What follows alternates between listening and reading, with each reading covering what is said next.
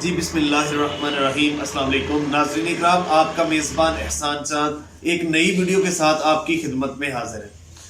ناظرین اکرام، مولانا خادم حسین رضوی کا یہ جو اسلام آباد فیض آباد والا جو دھرنا تھا نا، اس کا ڈراپ سین ہو گیا ہے۔ بالآخر وہ اختتام پذیر ہو گیا اور پرامن طریقے سے اختتام پذیر ہوا ہے۔ اور اس کے ساتھ ساتھ ناظرین اکرام، میں آپ کو بتاؤں کہ جیسے یہ دھرنا پرامن طریقے سے اس کے مذاکرات حکومت کے ساتھ ہونے کے بعد یہ اختتام پذیر جیسے ہوا، اس کے ساتھ ساتھ وہ لوگ جو خونی لبرلز، جو لنڈے کے لبرلز، جو ملک دشمن، جو ہماری افواج کے دشمن، جو غیر ملکی ایجنڈے پر کام کرنے والے، جو اس دھرنے کی آڑ میں اپنے نام نہاد مقاصد پورے کرنے والے اور اس دھرنے کی آڑ میں یہ جو دہشت گردی کے خطرات تھے ان کو ہوا دینے والے اور اس ملک کی فوج کے خلاف، حکومت کے خلاف نفرت انگیز ان کا جو بیانیہ تھا وہ بڑھ چڑھ کے بول رہا تھا۔ کبھی وہ سوشل میڈیا پہ تصویریں شیئر کر رہے تھے، وہ جو آنسو گیس کی شیلنگ کے ان کے خول شیئر کر رہے تھے، کبھی وہ کوئی ڈنڈے شیئر کر رہے تھے، کبھی زخمی بندہ دکھایا جا رہا تھا۔ پرانی جو ان کے پہلے دھرنا ہوا تھا وہاں پہ وہ کارکن پرانی تصویریں سامنے لا رہے تھے۔ تو ان کا ایجنڈا ملک میں افراتفری پھیلانا، حکومت گرانا، فوج کے خلاف مزید نفرت کی آگ کو اس کے علاوہ کو مزید تیز کرنا، بڑھانا، وہ تمام کی تمام ان کی امیدیں دم توڑ گئی۔ جیسے یہ دھرنا ختم ہوا پرامن طریقے سے تو وہ سارا کچھ ان کا ختم ہو گیا۔ کرنا تو وہ کچھ اور چاہتے تھے لیکن ایسا نہیں ہو سکا۔ جب انہوں نے ایسی کوشش کی، الحمدللہ ہر دفعہ ان کو منہ کی کھانی پڑی اور آئندہ بھی منہ کی کھانی پڑے گی۔ اچھا ناظرین اکرام، صورتحال یہ ہوئی کہ اتوار والے دن دیکھیں، آپ کو پتہ ہے جیسے فرانس نے، ان کے صدر میکرون نے جس طرح اللہ کے نبی کی شان میں گستاخی کی، ہم ویڈیوز میں آپ کو بتاتے رہے، تو پوری دنیا کے مسلمان ممالک نے ان کے ساتھ نفرت کا اظہار کیا۔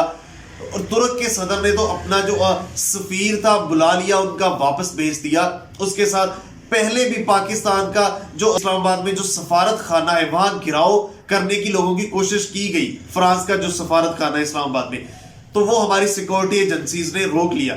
تو اب صورتحال یہ ہوئی کہ جو تحریک لبیک والے ہیں، انہوں نے علامہ خادم حسین رضوی کی قیادت میں اتوار والے دن لانگ مارچ کیا۔ انہوں نے اسلام آباد کی طرف، راولپنڈی کی طرف یہ فیض آباد پہنچے۔ اس کے بعد وہاں انہوں نے دھرنا دے دیا۔ پیر کی صبح یہ حالات مزید خراب ہوئے کہ جب دھرنے والے آگے بڑھنے کی انہوں نے کوشش کی تو ہماری پولیس نے روکا۔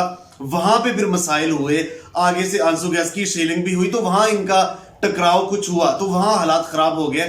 تو ہمارے اداروں کو چونکہ پہلے یہ انفارمیشن تھی، رپورٹس تھی کہ اس طرح کے معاملات میں جو ملک دشمن عناصر ہیں وہ حالات خراب کرنے کی پوری کوشش کریں گے۔ پھر ہمارے آرمی چیف نے حکومت کو بھی کہا کہ اس کو افہام و تفہیم سے فوری مذاکرات کیے جائیں، نہ صرف طاقت کا استعمال نہ کیا جائے بلکہ ان سے مذاکرات کی جائے۔ تو حکومت نے بھی کوئکلی جلدی مذاکرات کی، اور اس کے ساتھ جو حکومت کی طرف سے مذاکراتی کمیٹی تھی اس میں جو ہمارے وفاقی وزیر جو ہے مذہبی امور کے پیر نور الحق قادری صاحب ایک یہ تھے، اس کے ساتھ وزیر داخلہ بریگیڈیئر ریٹائرڈ اعجاز شاہ یہ موجود تھے، اس کے ساتھ وہاں پہ جو کمشنر موجود تھے، یہ 3 لوگ حکومت کی طرف سے تھے، اور اس کے ساتھ ساتھ جو تحریک لبیک کی طرف سے لوگ تھے ان کی طرف سے بھی وہ جو لوگ سامنے آئے، ڈاکٹر محمد شفیق صاحب ہے، اس کے ساتھ سید عنایت الحق صاحب ہے، اس کے ساتھ ساتھ علامہ غلام عباس فیضی صاحب ہے، یہ لوگ ان کی طرف سے ان کی سگنیچر ہیں۔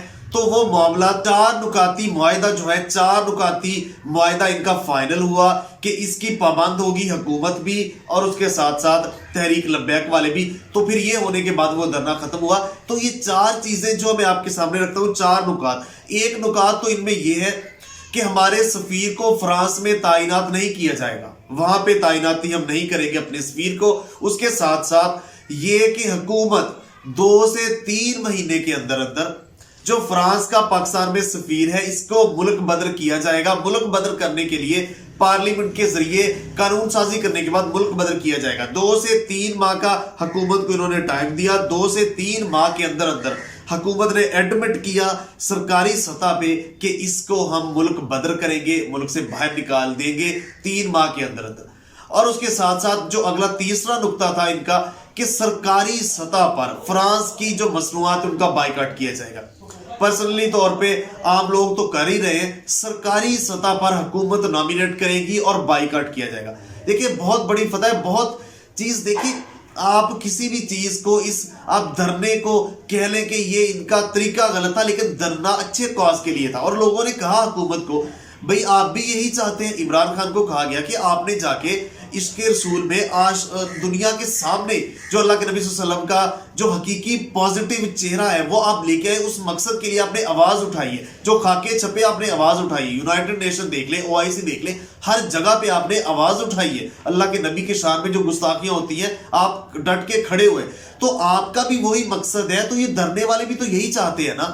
فرانس کے خلاف آپ نے بھی کہا ہے، آپ نے بھی احتجاج کروایا ہے، تو اکثر تو یہی چاہتے ہیں.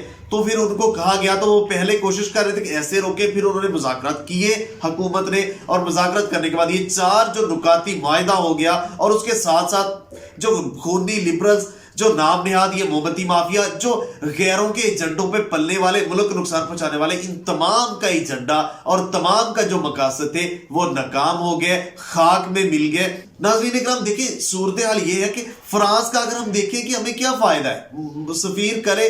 آپ کو پتا ہے کہ مسئلہ یہ ہے نا کہ وہ سوچ رہے ہوں گے کہ اگر ہم سفیر ملک بدر کریں گے تو ہمیں عالمی سطح پہ معاملات کوئی پابندیوں کا سامنا اقوام متحدہ کی طرف سے، یورپی یونین وہ ناراض نہ ہو جائے، تو ان کی طرف سے تجارت میں مسئلہ نہ پیدا ہو جائے، تو کوئی ایسی کمپنیاں ملک میں تجارت نہ کریں، تو اور بھی بہت سارا پریشر ہمیں آ سکتا ہے. تو میں کہتا ہوں کہ پریشر آپ چھوڑے، اللہ کے نبی کی شان میں آپ اتنا بڑا سٹیپ اٹھانے چاہ رہے ہیں، تو ایسے پریشر کو ہمارے جوتے کی نوک پہ اللہ کی مرضی کے بغیر تو کچھ بھی نہیں ہو سکتا. تو انشاءاللہ اللہ کی مرضی کے اوپر چھوڑ دے تو اس کو فوری ملک بدر کیا جائے. تو حکومت کا اچھا انیشیٹو ہے. ساتھ ہم تحریک لبیک والوں کو بھی اس دھرنے کی، ان کے کاز کو ہم ان کو اپریشیٹ کرتے ہیں، اور حکومت نے کوئی ایکشن لیا اس کے ساتھ ساتھ ہماری فوج، اس کو تو ہم سیلوٹ ہر ٹائم کرتے ہیں، اور ان کی محنت اور کاوشوں کو ہم سراہتے ہیں. تو یہ ایک اچھا ہوا. اور اس کے ساتھ دیکھیں اگر فرانس کی ہم بات کریں، بھئی اگر وہ ناراض ہوتا ہے تو دفع ہو. آپ کو پتہ نہیں ہے فرانس اگر طیارے دے تو انڈیا کو دے، اگر میزائل دے تو انڈیا کو دے ہمارے دشمن کو، تو وہ انڈائریکٹلی ہمارے دشمنوں کو سپورٹ کر رہا ہے. امریکہ انڈیا کا وہ اتحادی ہے، فرنٹ مین ہے. تو رافیل طیارے بھی تو انہوں نے فرانس نے دیے انڈیا کو، تو وہ پاکستان کے لیے تو ہے ہی نہیں نا، تو سارا کچھ ان کے لیے کرتا ہے. تو یہ معاملات سارے حکومت کا اچھا اس کو ٹیکل کیا گیا. اور ملک دشمن، فوج دشمن جو لوگ ہیں ان کی چیخیں ہیں، اور ان کے جتنے بھی انہوں نے جو پلان بنائے ہوئے تھے وہ سارے ناکام ہو گئے، مٹی میں مل گئے. ناظرین اکرام چاند ٹی وی کو دیکھنے کا بہت شکریہ. اگر مناسب سمجھے تو چاند ٹی وی کو سبسکرائب کریں، ساتھ گھنٹی کے نشان کو پریس کر دیں. ملتے ایک نئی ویڈیو کے ساتھ، تب تک کے لیے اپنے میزبان احسان چاند کو اجازت دیجیے. اللہ نگہبان. پاکستان ہمیشہ زندہ باد.